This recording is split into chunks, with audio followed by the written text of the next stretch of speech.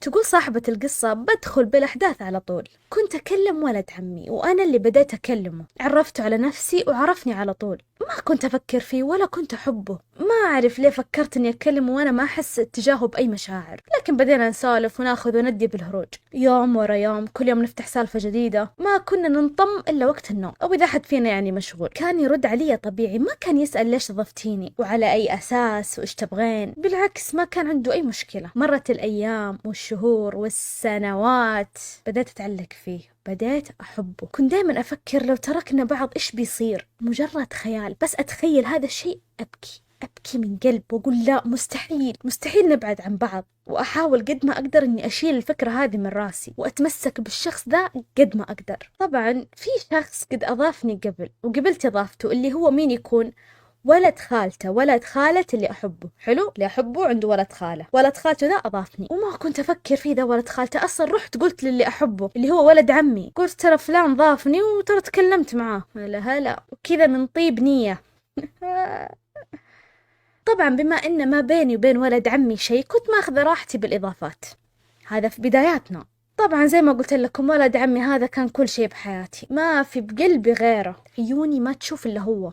كأني كنت فاقدة أشياء كثير ولقيتها بهذا الآدمي. كان ملجأ لي، كل ما صار شيء في حياتي سواء شيء كويس ولا مو كويس أروح له، أحسه جزء ثاني. لازم أحكي له تفاصيل روحاتي جياتي، إيش سويت وإيش ما سويت، كل شيء.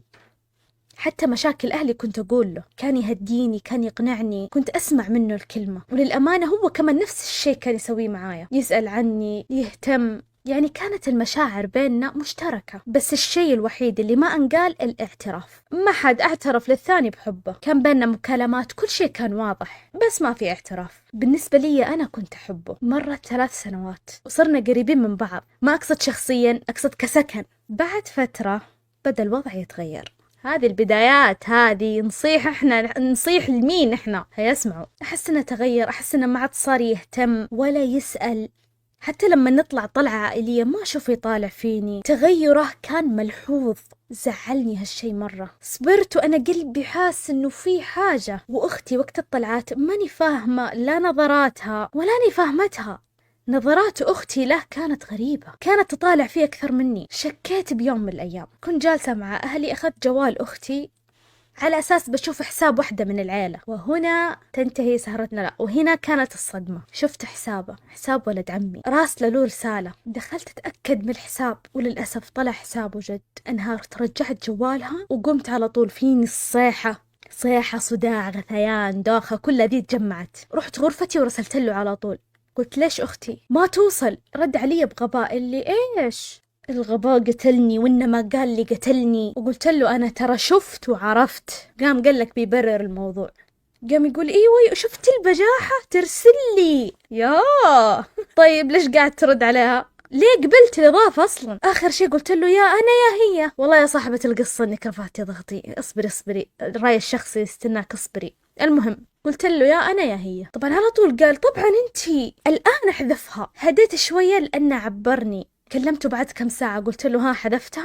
قال باقي. كل ما أرجع أسأل يقول لي باقي. آخر شيء قال لي كيف أحذفها كذا؟ بشوف إيش عندها بنت عمي، صعب إني أحذفها. أنا وقتها خلاص طفح عندي الكيل، خلاص كل شيء واضح، ما أشوف إيش قاعد يتغير. إلى الآن يكلمها، لازم أتصرف. رحت كلمت اللي يحب أختي. في واحد الحين جديد انضاف، واحد يحب أختها، وعلى أساس إنهم مع بعض، يعني خلينا نقول إنهم كل العائلة تدري عنهم، وزي الخطبة خلينا نقول شيء زي كذا.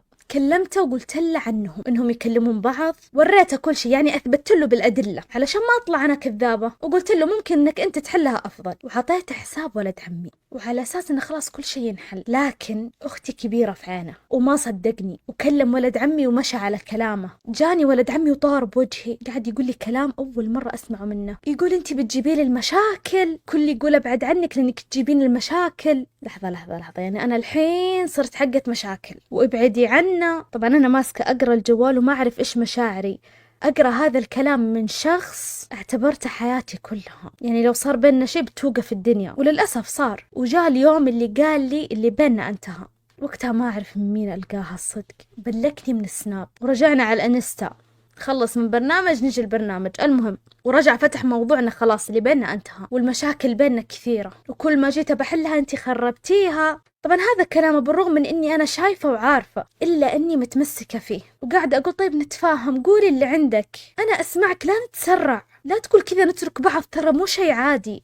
وللأسف كان صامل إن نترك بعض. جوال أختي ودخلت على محادثتهم، شفتها من الجنب، كان يقول لها الكلام اللي كان يقوله لي، اللي يصبح عليها ويمسي عليها ويهتم فيها. سبت الجوال ورجعت مسكت جوالي، دخلت على المحادثة أشوف إيش كاتب لي أنا، وبرضه كان صامل على الفراق. فصلت عليه فصلة، طلعت كل اللي بقلبي، ما خليت ولا شيء بخاطري تخليني عشانها، عشان تجلس معاها، علشان ترضيها وترضي نفسك على حسابي، وأنا ما حتحس فيني لا أنت ولا أختي. إيش شايفني أنا ما عندي قلب ترمي علي الكلام وتمشي؟ أنا خلاص رفعت يدي منك، يعني بلوك من هنا، تجاهل من هنا. ساعات رجعت عشان أعتذر، أيوة أعتذر. كان يرفض اعتذاري ويطلع ألف عيب بعلاقتنا. كرهت نفسي، أحس أنهنت.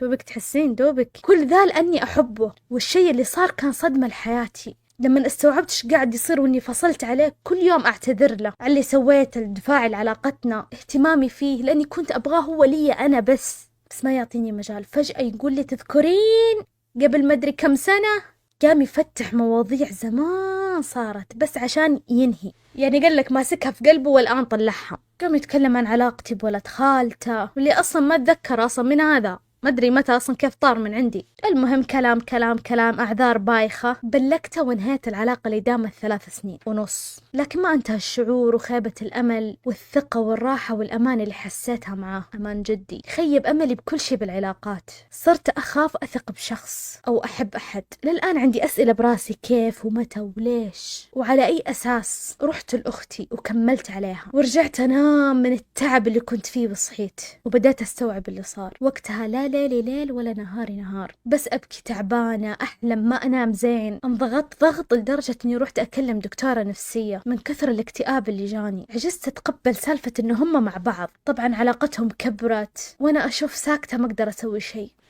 ماني مرتاحت لهم. بعد فترة قدرت إني أحذف كل شيء خصه، طيرتها من كل مكان. أول طلعة طلعنا فيها مع بعض وشفتها بكيت، ما قدرت أمسك دموعي.